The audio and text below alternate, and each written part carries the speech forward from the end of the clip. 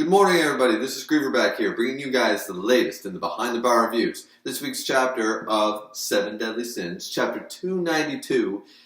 I just want to apologize right off the bat for the lateness of this review. I know the chapter was out quite early yesterday, but because of some time restraints and such, we ended up doing the Boar's Hat podcast yesterday, which ended up going a lot longer than sometimes usual. Link in the description down below. Please watch out for the premiere for that. It's a really exciting podcast, always discussing tie-dye with a lot of great cats in it, so just make sure to check that out. Now, let's get into this chapter, because I feel like Chapter 291 still maintains problems, and Chapter 291 still is almost irrelevant because of this chapter, because nothing really came of 291. At the end of the day, we start off where we left off, sure, but you could basically piece together 290 to 292, and you wouldn't really miss anything vital, because nothing significant really happened as a result. We see that Cusack is still being, and that cover page was really nice. I like seeing Mal, back in this glory days sort of idea. I always like seeing that. Now, here is where we see Cusack still being tortured into his soul by Chandler. We see, and it's gruesome. It's a grisly scene with body parts all over the place being munched on and being torn up, and it's quite torturous, shall we say. And Merlin just smiling like this creepy little girl from a Japanese horror film the whole time. And one of the questions in the podcast that was posed, is this within Merlin's character? I believe it is, because once again, Arthur was her student. Arthur was, as she calls, her hope, maybe somewhat of like looking on to him as a sort of surrogate son or nephew. Remember, even though she takes the form of a little girl, she still is 3,000 years old, so it's a very long time. Now, the other thing I just want to bring up about this scene is the fact that she should know better, though. Like, she has seen what the devastation of trying to get revenge and trying to, they are literally trying to prevent Meliodas right now from going down the path that she almost seems to be taking. Revenge will not, there's a hole in your heart and it cannot be filled by anything else. Revenge, it might feel good at the time and it might feel like the thing you need to do. You need to avenge. But she should know better than anybody else that it's not going to work that way. Especially after we got the whole what is a heart storyline with Dol Gotha and stuff. This story definitely revolves a lot around the stories of redemption, the story of sins, and the stories of what it means to be you, what it means to love, and what it means to do these things. It's definitely a very fairy tale romantic side of shonen that we don't see often enough. And it is kind of sad to see her push to these limits, to want to basically torture Cusack to the point that his soul will never be able to return to his body ever again.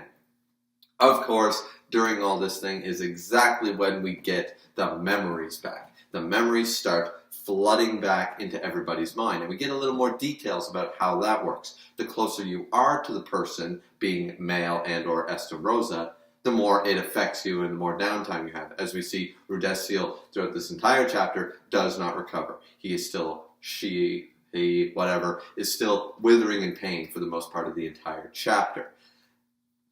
Another thing I want to point out is Cusack uses this chance to basically jump ship and get out of Merlin's spell. Okay, good with that. And Merlin is affected by this and keeps telling him to go to Rita. Now, we did not understand the purpose before, but later on in this chapter, around page 6, I believe, we actually end up seeing that Escanor, while using Rita, manages to turn back into a pride form of himself. And the issue I have with this is that is not explained. Just like the problems with Merlin's infinity capabilities and the description seeming to have changed, we all know that Rita can charge and fire. We know this. We know that it takes in the power of sunshine that Escanor radiates from his body all the time. The thing is that we've never seen this happen. Now, some people are saying that the fact that because it's still technically daytime, he can harness the power of the sun, because there's so many questions to be brought up by this. What form is he in? Is he in 114,000 power level form? Is he in 50,000 power level form? It's really hard to determine. And is he getting weaker? He's already been in the one form, so is he slowly going to start going down? Is the sun in Rita still utilizing the actual day it should be? This poses a lot of problems with my theory about the Black Knight spell, because the Black Knight spell, once again, we saw that darkness as a whole cannot, even the darkness created by the cocoon of Meliodas, cannot block out the power of the sun that Escanor utilizes. He went into the one during this form. The Black Knight spell is time warping, reality warping. It actually changes within a space, changes day to night. It doesn't just block the sun, it basically changes a 12-hour cycle. If this is not the case, then Black Knight, the spell, should not have been able to stop Escanor's one form if he can just utilize it. Because remember, the Black Knight spell is still activated, yet he can pick up Rita and get to a 10 a.m. form. I'm having trouble understanding this. I won't go on a huge rant like I did with Merlin in the last chapter, but this is another thing that needs better explanation. And once again, we got the good translation this week, so there's no missing information that I'm not seeing as far as I know. And this also brings up the point that why couldn't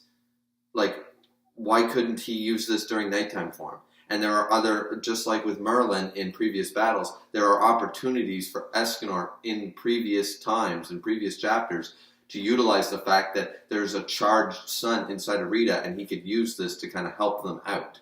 And this poses another question. Had he not thrown away Rita during his divine spear Escanor, when he was about to basically blow a huge hole where Zeldra's chest once was, and he popped back into regular nighttime form because of the Black Knight spell, and we saw that Rita's sun apparently is not affected by this. If he had held on with one hand and divine speared the other, does the sun inside of Rita have the capacity to have maintained the one? Is it a strong enough sun? Will he continue to grow in power, weaken in power? Is this sun depleting very quickly, similar to how I believe that the Estamale was at 200,000 but was significantly depleting, like just throwing mana off, draining constantly? It's very hard to say. Another thing to be brought up before we move on is the fact that Hendrickson is still yelling at Lord Redesio basically to try to heal Gilthunder. And I posed this question in the Boar's Hat, and nobody has a very good explanation so far. The most that I can take away from it is that he used his own life energy to finally heal Gilthunder. He tapped into his magical power, but he also started using some of his life force, similar to how that is utilized in early Dragon Ball Z. And that increases the power of these abilities, but it also, of course, does bodily damage to the host. Because we see that Hendrickson seems to be more wounded at the time and manages to heal Gilthunder. I would have liked the explanation, like Hendrickson inner monologue, just one line saying, I'll have to use my life force with Lord Redesio at a commission or something, right? Like, I can't let Gilthunder die. Just one little line of dialogue would have summed that up for me, but it makes no sense to me that this was going on and the healing could not work, was not working. Then all of a sudden it works. I have to question it. I'll take the life force explanation for now. I think Sundown Rider brought that one up. I'm not 100%. Correct me if I'm wrong, guys. But anyways, moving on from that. Now, during all this, we get a few other controversial things, such as, of course, I already explained that is why Lord Redesio is down during this entire chapter, is because the more they summarize, the more that you knew the person, the more attached you were, the more that kind of idea. The more you are affected when the memories start floating back and the alteration happens. Clearly of course Merlin knew about this. Of course, my master Gother, which was already confirmed by Nakaba in a, not an SBS, but in a Q&A a long time ago, that both her father and Gother, wheelchair Gother, were the ones who taught her a bunch of different magics outside of the blessings from the Demon King.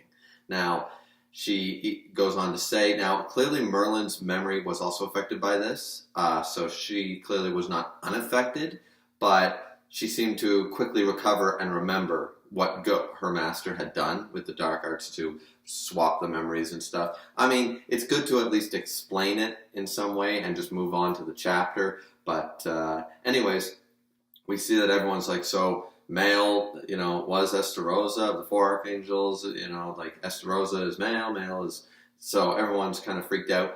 Now, Cusack goes on to say that this is why he felt an unease about him and all this such. One of the other things is that, where the controversy kind of comes up, in my opinion, is that Zeldris is not down for much longer than Cusack or Chandler. That was his brother. Now, I'm not saying that they were aware or active for the 3,000 years in the Coffin of Eternal Darkness, or Everlasting Darkness, and I'm not going to say how long between the end of the Holy War or during the time that Mael was turned into Esterosa until they were captured or thrown in the coffin, whatever, sealed. I'm not going to speculate the time frame there on that, but we have instances of him referring to him as brother, and for him, like, it's not in the same sense. Like, for example, I have a younger brother, for example. I don't have two brothers, but my cousins do, and I know that two of them get along much better than the other one. The other one, it's not that they don't all love each other, it's just that two of them are kind of like this, and the other one, is off doing his own thing. That's fine. That's the way I always took this with Esterosa. They both adored Meliodas, and they just kind of like, oh, you're my brother. We're brothers, but, I don't look up to you, you don't look up to me. We're just kind of, doing our own thing. That doesn't mean that the Zeldris shouldn't have been affected, especially when we've seen a few examples. For example, when Esterosa versus the Escanor fight, and he jumped into Cruel Sun, knowing that this power was way beyond the Ten Commandments at the time, jumped in to try to save, brother, watch out, and flew towards him trying to help his brother. Given that, just that one instance, I don't care what Zeldris is trying to say, what brave face he's trying to put on. It does not make a whole lot of sense to me. A few examples were brought up in the podcast, and yes, guys, I'm going to keep referencing the podcast in this review, is that perhaps because Cusack was mostly the one who raised Zeldris, from what we understand, same with Chandler to Meliodas, that the unease that Cusack always felt around Esterosa was probably imparted onto Zeldris, and that's why Zeldris and Esterosa were never truly very close. Nonetheless, from the brother's standpoint, I find it a little odd. I think Zeldris should be still, holding his head, but, I'm not as affected as you would think. He shouldn't be standing there like, well, I'm glad that waste of space. Yeah, the waste of space. The one that's stronger than most of the other commandments. Yeah, but waste of space. Yeah, sure, okay. I'm glad that guy is basically, that's a relief. He's not my brother. I only have one true brother, and he's awesome, Yeah, no, I don't buy that. I find that kind of a weird explanation. Now, going on from this, we see that Chandler and Cusack, they kind of sum up what's going on here.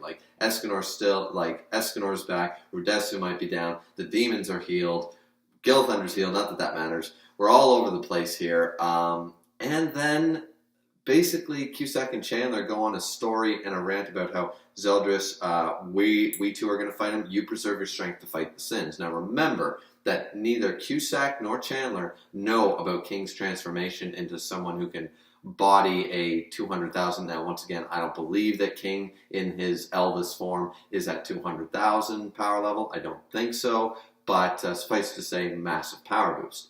Same with the return of our fan-loved character at the end of the chapter. I don't believe that they are aware of that happening. So when they say, Zeldris, you need to, be in full form to take care of the other 7 deadly sins that will come here, that makes sense to me, because Zeldris currently, before they left, could definitely take down Deanne, Gother, King, Bon, before Bon went to Purgatory, before King got his Elvis mode and such. So definitely can take those 4 out.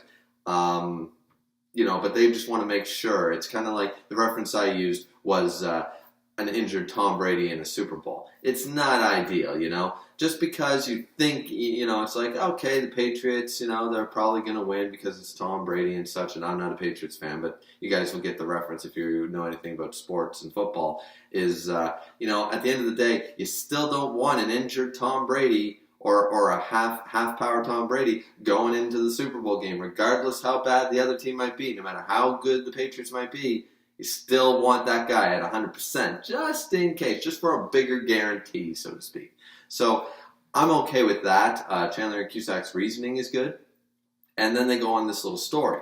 Now, I only have one problem with what goes on here. A lot of people, I believe it was Fang who called one of the first ones, Fang Streicher, he called the idea of a fusion.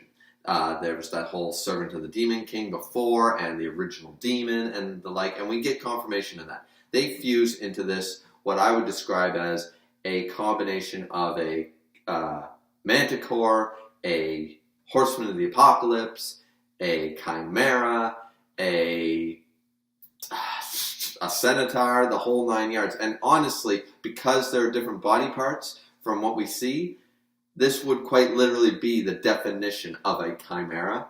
So as far as I'm concerned, this form we can refer to as the original demon chimera. I'll probably continue to refer to that until we get a better explanation about what this creature is supposed to be.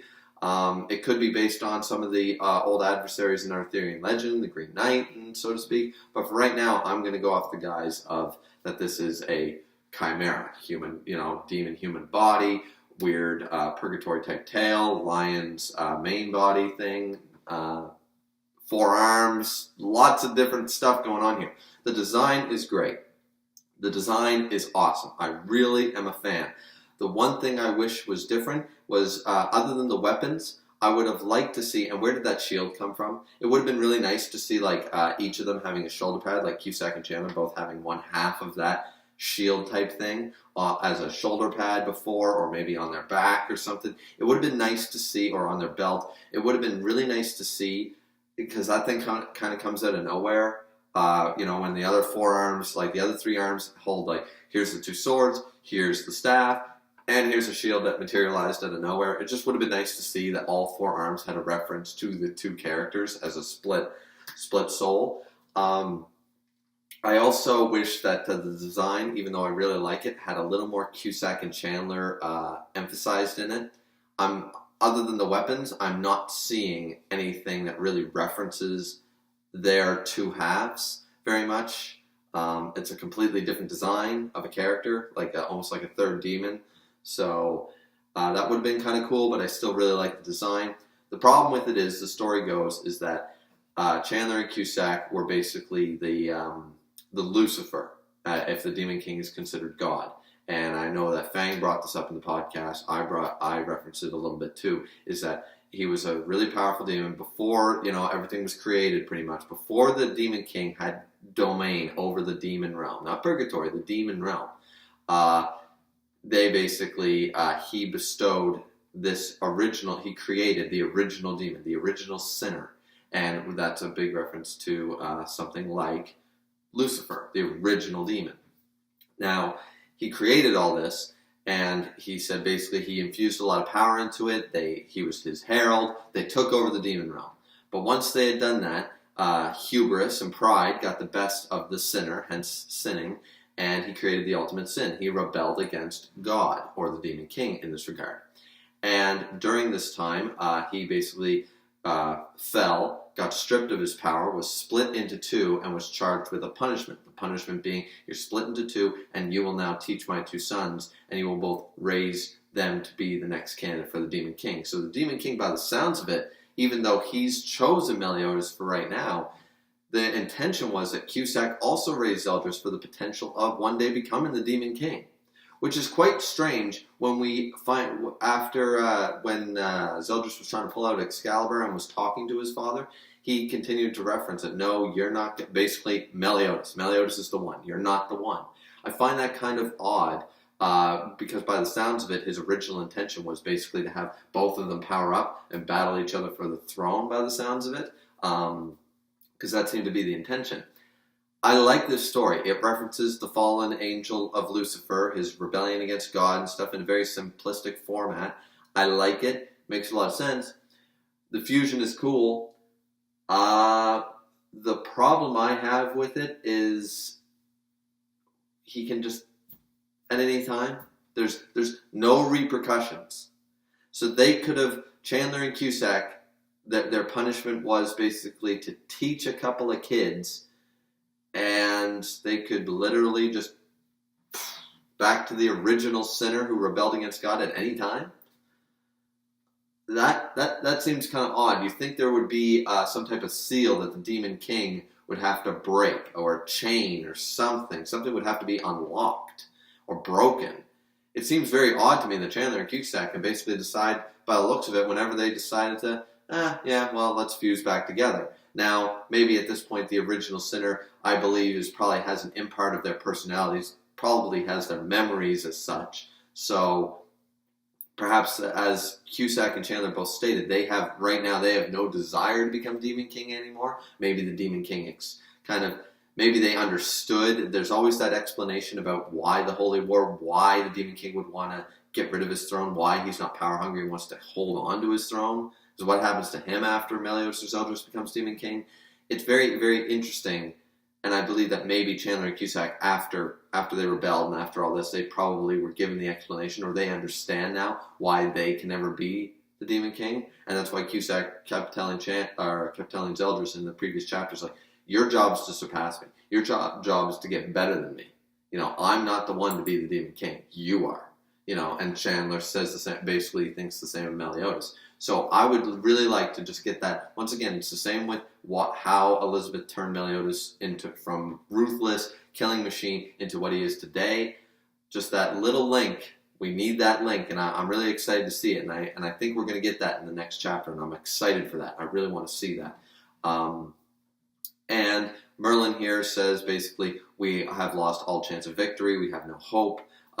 They break away the commandments, darkness cocoon that surrounds Meliodas with their mere presence, apparently. So that's pretty badass. This thing is definitely going to wipe the floor with everyone. I'm hoping it speed blitz the hell out of Merlin, because her 4,700 power level needs to be 4,700 at this point.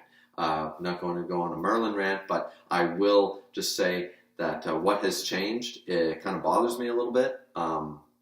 Because she says there's no chance of victory, yet there should have been her Deus Ex Game Shark she used in the last chapter on Chandler and Cusack.